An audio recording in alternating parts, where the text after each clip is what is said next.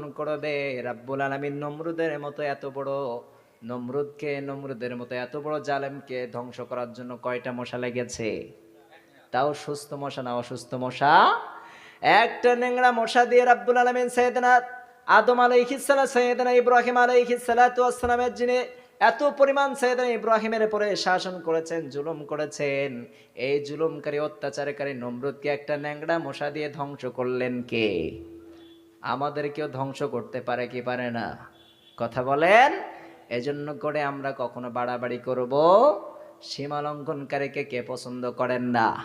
কথা বলেন।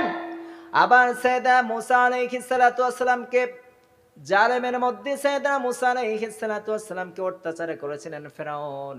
এত বড় তিনি জালেম ছিলেন, এত বড় সীমা লঙ্ঘনকারী ছিলেন, তিনি দুনিয়ার মধ্যে রব দাবি করেছিলেন, ঠিক কিনা? কথা বলেন। ফেরাউন দাবি করেছিলেন আনা রাব্বুকুমুল আলা, আমি হচ্ছে সব থেকে বড় খোদা। নাউজুবিল্লাহ পড়েন। ফেরাউন বললেন আমি সব থেকে বড় খোদা, আমার উপরে বড় খোদা কেউ নাই। কিন্তু ফেরাউন যে বড় খোদা এই সেই কথা সব জায়গায় সবাই মানলেও ফেরাউনের স্ত্রী কি মানছে নাকি? কথা বলেন না কেন? ফেরাউনের স্ত্রী বললেন কে বড় খোদা? আমি তো সব থেকে ভালো জানি। তুমি রাতের বেলা সব থেকে ইবাদত করো বেশি কার? দিনের বেলা মানুষের সামনে বড় খোদা দাবি করো, কিন্তু রাতের বেলা শেষ রাতে তাহাজ্জুদ পড়ো কার কাছে? ফেরাউন বলতে রাব্বুল আলামিন আমাকে দুনিয়ার মধ্যে শাসনকৃত দান করেন, দুনিয়ার মধ্যে আমাকে সম্মান দান করেন। রাব্বুল আলামিন তাকে এত সম্মান দান করলেন, দুনিয়ার মধ্যে একটা জ্বরও তাকে স্পর্শ করে, কোন রোগ তাকে কখনো স্পর্শ করে নাই। কিন্তু সীমা লঙ্ঘন করে ফেলেছে। সাইয়েদনা মুসা আলাইহিস সালাতু ওয়াস সালামের উপর নির্যাতন শুরু করেছে। এত নির্যাতন শুরু করলেন, শেষ পর্যায়ে সাইয়েদনা মুসাকে হত্যা করার পরিকল্পনা করলেন। আল্লাহ বললেন সব থেকে বড় তুই সীমা লঙ্ঘনকারী, তোকে আর দুনিয়ায় বাঁচানো যাবে? দুনিয়াতে তোকে বাঁচানো যাবে না। সাইয়েদনা ফেরাউনকে সাইয়েদনা মুসা আলাইহিস সালাতু ওয়াস সালামকে মারার জন্য যখন ধাওয়া করলেন, সাইয়েদনা মুসা দৌড়াতে শুরু করলেন, নীল নদের কাছে পৌঁছে গেলেন। এরপরে সাইয়েদনা মুসা আলাইহিস সালাতু ওয়াস সালাম অনুসারে বললেন ও মুসা যাবার তো কোনো জায়গা নাই। সাইয়েদনা মুসা বললেন রাব্বুল আলামিন যাবার তো কোনো জায়গা নাই, আপনার অর্ডার পাওয়ার পর তো এখানে এসেছি। মুসা বললেন, এরপরে আল্লাহ বললেন মুসা চিন্তা করার কোনো কারণ নাই, যেখানে আমার বন্ধু আছে সেখানে কি কখনো বিপদ থাকতে পারে নাকি? সাইয়েদনা মুসার বন্ধু একমাত্র কে? আরো জোরে বলেন। দুনিয়ার মধ্যে যদি একটা বন্ধু বিপদে পড়ে যায় অন্য বন্ধু সাহায্যের হাত বাড়ায় কি বাড়ায় না? সাইয়েদনা মুসাকে বললেন ও মুসা চিন্তা করার কোনো কারণ নাই, তুমি হলো আমার সব থেকে দুনিয়ার মধ্যে খাস প্রিয় বন্ধু। তুমি দুনিয়ার মধ্যে বিপদে পড়ে গিয়েছো, তোমার উদ্ধার করার জন্য তো আমি আছি একমাত্র, ঠিক কিনা? সাইয়েদনা মুসাকে বললেন ও মুসা তোমার যে হাতের লাঠিটা আছে এই হাতের লাঠিটা দিয়ে পানির মধ্যে একটা আঘাত করো, পানির মধ্যে একটা বাড়ি দিয়ে দাও। পানির মধ্যে আঘাত করার সঙ্গে সঙ্গে রাস্তা তৈরি করে দিলেন কে? আরো জোরে বলেন। পানির মধ্যে আঘাত করার সাথে সাথে রাস্তা তৈরি করে দিলেন। রাস্তা তৈরি করার শেষ হবার পরে সাইয়েদনা মুসাকে বললেন ও মুসা রাস্তা দিয়ে তুমি অতিক্রম করো, রাস্তা পার হয়ে যাও। সাইয়েদনা মুসা রাস্তা পার হয়ে গেলেন। আল্লাহ বললেন ও ফেরাউন তুই তো সীমা লঙ্ঘন করে ফেলেছিস, কারণ তুই হত্যা করার চেষ্টা করেছিস আমার বন্ধুকে, ঠিক কিনা? তুই আমার বন্ধুকে হত্যা করার চেষ্টা করছিস, আমার বন্ধুকে দুনিয়া থেকে বিদায় করার জন্য পরিকল্পনা করেছিস, তুই তো সীমা লঙ্ঘনকারী। আমি রব্বুল আলামিন সীমা লঙ্ঘনকারীকে পছন্দ করি? আমি রব্বুল আলামিন সীমা লঙ্ঘনকারীকে পছন্দ করি না। আজকে তোকে ধ্বংস করার দিন এসেছে। ফেরাউন যখন নদীর কিনারায় আসলেন মনে করলেন নিজের বাবার রাস্তা। কথা বলেন না কেন? নিজের বাবার রাস্তা ভেবে ফেরাউনও রাস্তার পথে পথিক হয়ে গেলেন। মধ্যখানে যখন চলে গেলেন দুই সাইডের পানিকে হুকুম করলেন পানি যেমন ছিল তেমন হয়ে যা। সমস্ত মুসা সমস্ত ফেরাউন বাহিনীকে ধ্বংস করলেন কে? আরো জোরে বলেন। ফেরাউন যখন হাবুডুবু খায় আমি বললাম, ফেরাউন তখন বললেন ও রাব্বুল আলামিন ওই মুসার রবের ওপর ঈমান আনলাম। এরপরে রাব্বুল আলামিন বললেন ও ফেরাউন তুমি মুসার রবের ওপর ঈমান আনতে চাও, জিব্রাইলকে বললেন ও জিব্রাইল দ্বিতীয়বার যেন আমার নাম না ডাকতে পারো, ওর মুখের মধ্যে কাদা ঠেলে দে। কার কথা? আল্লাহ বললেন দ্বিতীয়বার যেন আমার নাম না নিতে পারে, আমি কিয়ামত পর্যন্ত উদাহরণ করে রাখবো, কিয়ামত পর্যন্ত আমার মুসলিম জাতিদেরকে উপহার দেব। যারা এই সীমা লঙ্ঘন করবে আমার ফেরাউনের দিকে তাকিয়ে দেখ কেমন করে তাকে শুটকি বানায় রাখছি, কে ঠিক কিনা? ফেরাউনকে আজ পর্যন্ত কোনো মানুষের নাম ফেরাউন রাখছে নাকি কেউ? কথা বলেন না কেন? এই এলাকার মধ্যে হিন্দু থাকতে পারে, বৌদ্ধ থাকতে পারে, মুসলিম থাকতে পারে, কিন্তু কারোর নাম আজ পর্যন্ত কেউ ফেরাউন রাখছে নাকি? রাব্বুল আলামিন তার নামের ওপরে এতটাই ঘৃণা দিলেন যে পৃথিবীর কোনো মানুষ নাম ফেরাউন রাখে, কারণ এ হলো জালেম, এ হলো সীমাকারীদের, জুলুমকারীদের অন্তর্ভুক্ত, সীমা লঙ্ঘনকারীদের অন্তর্ভুক্ত। যারা এই সীমা লঙ্ঘনকারীর অন্তর্ভুক্ত হবে তাদেরকে দুনিয়ায় কোনো স্থান হবে? তাদেরকে ধ্বংস করবেন কে? দুনিয়ার মধ্যে তাদেরকে বিয়োজ্জিত করবেন যারা এই সীমা লঙ্ঘন করেছে। নমরুদ সীমা লঙ্ঘন করেছে, দুনিয়ার মধ্যে কোনো মানুষের নাম নমরুদ হতে পারে?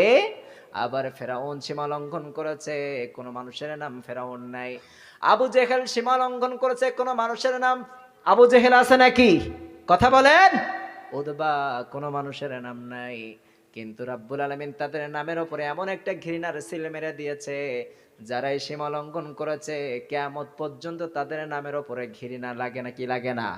কথা বলেন না কেন? আজ পর্যন্ত কোনো মানুষের নাম ফেরাউন নাই, আজ পর্যন্ত কোনো মানুষের নাম নমরুদ নাই, আজ পর্যন্ত কোনো মানুষের নাম আবু জেহেলও নাই। এজন্য করে সীমা লঙ্ঘনকারীদের সাথে আমাদের কোনো সম্পর্ক নাই। রাব্বুল আলামিন বললেন যারা সীমা লঙ্ঘন করবে তারা আমার অপছন্দকারী। আবার বিশ্বনবীও বলতেন সীমা লঙ্ঘনকারীকে কখনোই পছন্দ করতেন না। বিশ্বনবী যখন সাহাবায়ে কিরামদেরকে জিহাদের ময়দানে পাঠাতেন, আর বিশ্বনবী ওয়ার্নিং দিতেন কখনোই তোমরা বৃদ্ধা মানুষের উপর আক্রমণ করবে না, কারণ এটা হচ্ছে সীমা লঙ্ঘনকারীর অন্তর্ভুক্ত, ঠিক কিনা? কোন বাচ্চাদের উপরে তোমরা আক্রমণ করবে না, কোন নারীদের উপরে আক্রমণ করবে না, কোন পশু পাখিদের উপরে তোমরা আক্রমণ করবে না, কোন ধানের ক্ষেতের উপরে তোমরা আক্রমণ করবে না, ফল গাছের উপরে আক্রমণ করবে না।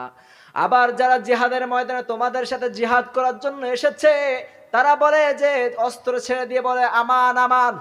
যদি বলে আমরা স্যালেন্ডার করলাম, আমরা তোমার কাছে মাথা নত করলাম, তাদেরকে হত্যা করতে নিষেধ করেছেন মুহাম্মদ সাল্লাল্লাহু আলাইহি ওয়াসাল্লাম। এজন্য করে বিশ্বনবীও সে সীমা অলঙ্ঘনকারীদের পছন্দ করতেন। আমরা সীমা লঙ্ঘনকারীর অন্তর্ভুক্ত হতে চাই নাকি? কথা বলেন না কেন? আমরা সীমা লঙ্ঘনকারীর অন্তর্ভুক্ত হতে চাই না। পড়ে না আমিন? আরো জোরে পড়ে না আমিন? এইভাবে যদি বয়ান করতে থাকে, অনেক সীমা লঙ্ঘনকারী এই পৃথিবীতে এসেছে কি আসে নাই? কথা বলেন না কেন? সাইয়েদনা লূত আলাইহিস সালাতু ওয়াস সালামের কওমরাও সীমা লঙ্ঘন করেছে। তারা একজন আরেকজনের উপর, ছেলেদের উপর আকৃষ্ট হয়েছে। এরা সীমা লঙ্ঘনকারীদের অন্তর্ভুক্ত হয়েছে। রাব্বুল আলামিন তাদের জমিনটাকে উল্টায় দিয়েছে, ঠিক কিনা? কথা বলেন না কেন? যারা এই সীমা লঙ্ঘন করবে রাব্বুল আলামিন তাদেরকে পছন্দ করবে। 2 নাম্বার হলো জালিমুন। রাব্বুল আলামিন জালেমকারীদের, জুলুমকারীদের কখনো পছন্দ করে? আমরা জুলুমকারীদের অন্তর্ভুক্ত হতে চাই না, ঠিক কিনা? একটু ক্ষমতা পাওয়ার পরে গরিবের উপরে জুলুম করে এমন ডাকাত এই সমাজে আছে না নাই? কথা বলেন না কেন? একটু যদি ক্ষমতা পেয়ে যায় গরিবের উপরে অত্যাচার আছে না নাই? আবার ধনী মানুষ গরিবের উপরে জুলুম করে আছে না নাই? রাব্বুল আলামিন বলেন সব গুনাহ আমি ক্ষমা করব, কিন্তু জালেমকারীদের ক্ষমা আমি করব। কারণ যারা যাদের উপরে জুলুম করেছে, যতক্ষণ না পর্যন্ত তার কাছে ক্ষমা না চাবে, আমি রাব্বুল আলামিন তাকে কখনো ক্ষমা করব? আপনি যদি কারোর মনে কষ্ট দিয়ে থাকেন, রাব্বুল আলামিনের কাছে যতবার তওবা করেন না কেন, যতবার আপনি নামাজ পড়েন না কেন, যতবার তওবা করেন না কেন, যত সিজদাকারী হন না কেন, যত নামাজি হন না কেন, যত রোজাদার হন না কেন, আবার হাজী সাহেব হন না কেন, যতক্ষণ না পর্যন্ত আপনি যাকে কষ্ট দিয়েছেন তার থেকে মাপ না চাইবেন, ততক্ষণ পর্যন্ত আপনাকে ক্ষমা করবে না একজন, তিনি কে?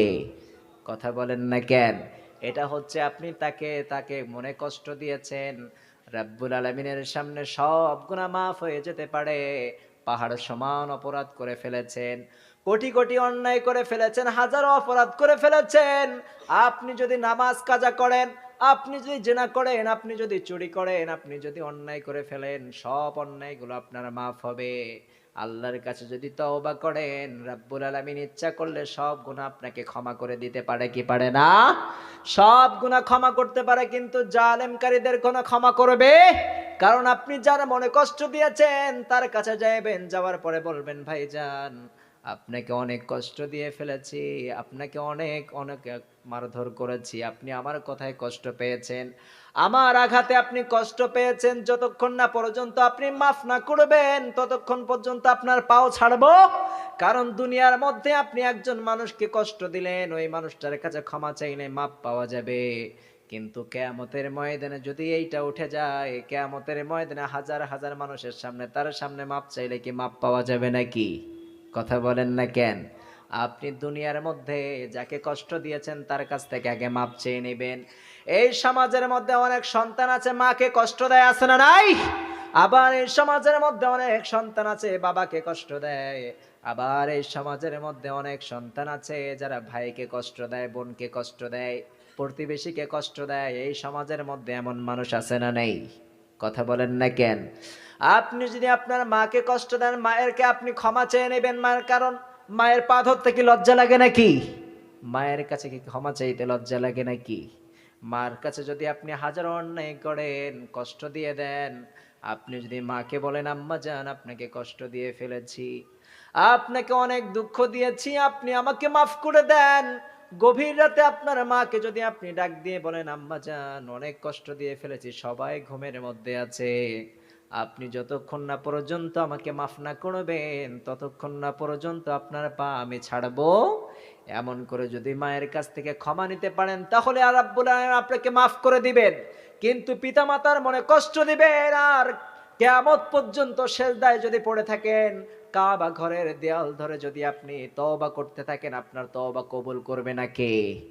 যতক্ষণ না পর্যন্ত আপনার পিতামাতাকে এই কষ্ট থেকে পিতামাতার কাছে ক্ষমা না চাইবেন, যাকে কষ্ট দিবেন তার কাছে ক্ষমা না চাইবেন, আরশের মালিক আপনাকে ক্ষমা করবে? কথা বলেন না কেন? এজন্য যাকে কষ্ট দিবেন তার থেকে আপনি ক্ষমা চেয়ে নেবেন, ঠিক আছে তো? আবার এই সমাজের মধ্যে স্ত্রীর ওপর স্বামীরা জুলুম করে। একটু মিলায় নেন কেমন ভাবে আমরা জুলুম করি। এই সমাজের মধ্যে স্বামীরা স্ত্রীর ওপরে জুলুম করে, আবার স্ত্রীরা স্বামীর ওপরে জুলুম করে, আবার বাবা সন্তানের ওপরে জুলুম করে, সন্তান বাবার ওপরে জুলুম করে। একটু ভেঙে যদি বলি আপনাদের বুঝে আসবে। আপনার স্ত্রীর যেই সমস্ত হকগুলো আছে আপনি পূরণ যদি না করেন, এরা জুলুমের মধ্যে অন্তর্ভুক্ত। বলেছেন কে?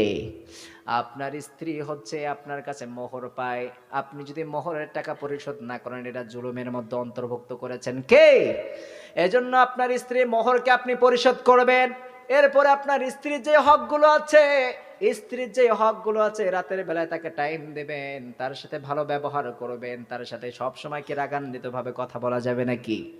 রাগান্বিত ভাবে কথা বলতে নিষেধ করেছেন মুহাম্মদ সাল্লাল্লাহু। কারণ বিশ্বনবী কোন স্ত্রীর ওপর রাগান্বিত কখনো হন নাই, ঠিক কিনা? কোন স্ত্রীর ওপর রেগে তিনি কথা বলেন নাই, কোন স্ত্রীর ওপরে রাগ দ্বেষ করেন নাই, স্ত্রীকে মারধর করেন নাই। কিন্তু আমাদের সমাজের মধ্যে এমনও ডাকাত আছে যারা স্ত্রীর গায়ে হাত তুলতে এক সেকেন্ডও দেরি করে, আছে না নাই? সকালবেলা একটা লাথি মারে, রাতের বেলা আবার এক হয়ে যায়, আবার রাতের বেলা ঝাঁটা মারে, সকালবেলা এক হয়ে যায়, আছে না নাই? কিন্তু স্ত্রীর গায়ে হাত দিতে নিষেধ করেছেন মুহাম্মদ সাল্লাল্লাহু। আমাদের আইডল হলো মুহাম্মদ সাল্লাল্লাহু।